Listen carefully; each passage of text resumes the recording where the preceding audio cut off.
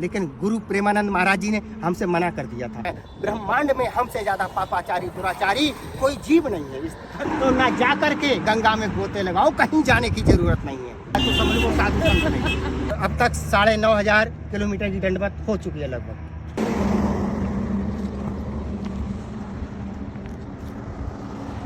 उत्तर प्रदेश में है और वहीं से मेरी दंडवत चल रही है। आपको लगता है इस तरीके से आपकी मन्नत पूरी हो जाएगी? और आना पड़ेगा यदि सच्ची भक्ति है तो बोलो राधे राधे राधे राधे। देखिए देवी जी, मैं जिला बरेली की तहसील नवाबगंज में गांव पड़ता है मुदैना संतोष, जो कि उत्तर प्रदेश में है। वहीं का मूल निवासी हूँ और वहीं से मेरी दंडवत चल रही है। और वर्तमान में तो तुलजा भवानी के लिए जा रहा हूँ। वैसे मेरे 69 धाम बड़े हो गए जो वेद शास्त्रों में है, 69वां है कहने का मतलब ये। और अब तक 9,500 किलोमीटर की दंडवत हो चुकी है लगभग। बाप रे। और 1 मई 2023 से चल रहे हैं और हर धाम पे जा रहे हैं, मत्था टेक रहे हैं, मत्था पटक रहे हैं कि हे महाकाल माँ आदि शक्ति, हमारे सनातन धर्म की रक्षा करो। और जो मानवता से दानवता की ओर मुड़ रहे हैं उन्हें सद्बुद्धि दो और हमारी गौ माता को राष्ट्र माता का दर्जा मिल जाए। बस इसीलिए हर तीर्थ धाम पे जा रहे हैं। लोग जब पैदल जा रहे हैं, गाड़ी से जा रहे हैं, ट्रेन से जा रहे हैं, बाई एरोप्लेन जा रहे हैं, तो जब उनकी मन्नत स्वीकार कर रहे हैं प्रभु, तो हमारी क्यों नहीं स्वीकार करेंगे जब हम पेट के बल और पीठ के बल घसीटते हुए जा रहे हैं। इसीलिए निकले हुए हैं और 12 साल तक ऐसे ही चलते रहेंगे अपने धर्म, अपने राष्ट्र के लिए। तो आपको लगता है इस तरीके से आपकी मन्नत पूरी हो जाएगी? भगवान क्यों नहीं होगी? अपने धर्म की रक्षा के लिए प्रभु श्री राम ने 14 वर्ष नंगे पैर होकर के वनवास ग्रहण किया। वो माध्यम भले ही के कई रही हैं, लेकिन सब करना तो उन्हीं का था। स्वयं प्रभु परमात्मा थे और स्वयं भागीरथ ने 10,000 साल एक पैर से अपने धर्म की रक्षा के लिए तपस्या की और माँ गंगा को प्रसन्न किया और इस धरा पर लेकर के आए। तो क्यों नहीं होंगे? भक्ति की ही शक्ति है। तो आपके घर में जिस तरीके से आपने कहा कि प्रभु श्री राम ने 14 वर्ष वनवास किया, वैसे आपके साथ कौन है और आप किन्हें छोड़कर आए हैं घर पर? देखिए, बड़ा बेटा है जो टीचर है, बाप रे, अपना विद्यालय चल रहा है जिसकी देख रेख अब उसी के हाथ में है। और 2 भाई भी हैं, पिताजी भी हैं, लगभग 85 वर्ष के हैं। और ये हमारी धर्मपत्नी है, छोटा बेटा साथ में चल रहा है हमारा। तो एक आध्यात्मिक संदेश भी देना चाहते हैं और दे रहे हैं कि राम नाम के हीरे मोती मैं बिखराऊं गली गली, ले लो रे कोई राम के प्यारे शोर मचाऊं गली गली।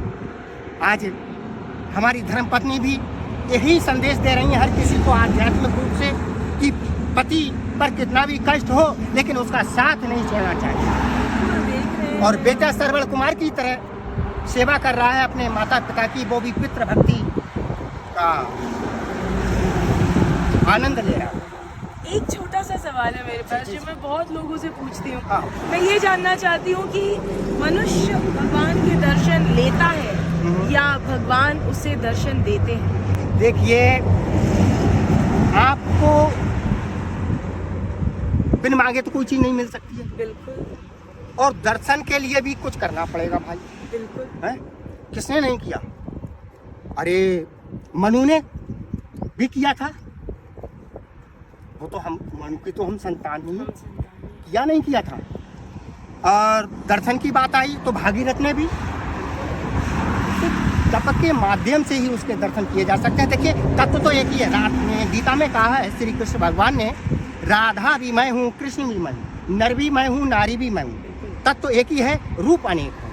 कभी वो नारी के रूप में आता है, कभी वो नर के रूप में आता है और अपनी लीला करके चला जाता है। अब रही आकार किसने दिया है? ईश्वर को, भक्तों ने। वो जिस रूप में उसे याद करेगा उसी रूप में उसको आना पड़ेगा यदि सच्ची भक्ति है तो। बिल्कुल।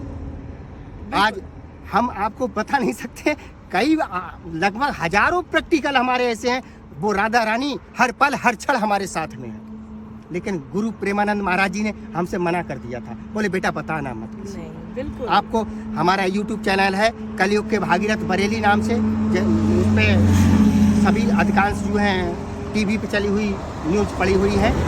और नरेश गंगवार 556 नाम से इंस्टाग्राम और फेसबुक आईडी है, उस पर सभी मिलेंगे। गुरु मैं ये वीडियो उस पर भी डालूंगी, मैं आपको ज़रूर टैग करूंगी। मेरा एक आखिरी सवाल बताइए, क्या तप करना ज़्यादा ज़रूरी है या इंसानियत के नाते लोगों की मदद करना ज़्यादा ज़रूरी है? अगर इन दोनों को एक हम पलड़े पर गिने तो क्या ज़्यादा ज़रूरी है? देखिए, नर भी मैं हूँ, नारी भी मैं हूँ, तत्व तो एक ही है, रूप अनेक है। कभी वो नारी के रूप में आता है, कभी वो नर के रूप में आता है और अपनी लीला करके चला जाता है। अब रही आकार किसने दिया है? ईश्वर को, भक्तों ने। वो जिस रूप में उसे याद करेगा उसी रूप में उसको सेवा ही महान बनाती है। आप गृहस्थ आश्रम सबसे बड़ा आश्रम, गृहस्थ में रहते हुए और आपने मानवता की डोर पकड़ ली तो आपको कहीं भटकने की जरूरत नहीं है। ना जाकर के जंगल में धूनी रवाओ तो ना जाकर के गंगा में गोते लगाओ, कहीं जाने की जरूरत नहीं है। लेकिन मानवता का परिचय देते रहना और अपनी मानवता के तहत जो है सेवा करते रहना, यही महान बनाता है। ऐसा नहीं, लेकिन हाँ एक चीज जरूर कहेंगे, जब स्वयं के लिए है तप है परमार्थ के लिए। वृक्ष का बुगना फल भकै नदी न संचय नी, परमार्थ के कारण साधु। साधु वही है, संत वही है जिसे 2 वक्त की रोटी और 2 जोड़ वस्त्र, और बाकी अगर तो जेब में रखने का भाव रखता है तो समझ लो साधु संत नहीं। हमारा मानना है। बिल्कुल सही कह रहे हैं आप। हम तो देखिए ना साधु है, ना संत है, ना बाबा है, ना योगी है, ना भक्त है, ना सेवक है, ना तपस्वी हैं। हम स्वयं के लिए कह सकते हैं हम ब्रह्मांड की बात कर रहे हैं। ब्रह्मांड में हमसे ज्यादा पापाचारी दुराचारी कोई जीव नहीं है इस धरती पर। अपने लिए कह सकते हैं, बाकी सामने वाले की सोच है, जिसकी रही भावना जैसी प्रभु देखी तिन मूरत जैसी। चोर को चोर नजर आएंगे, छिंदरा को छिंदरा नजर आएंगे और भक्त को भक्त ही नजर आएंगे। बस कितना जानते हैं। तो बोलो राधे राधे राधे राधे, हरि ओम, जय गौ माता।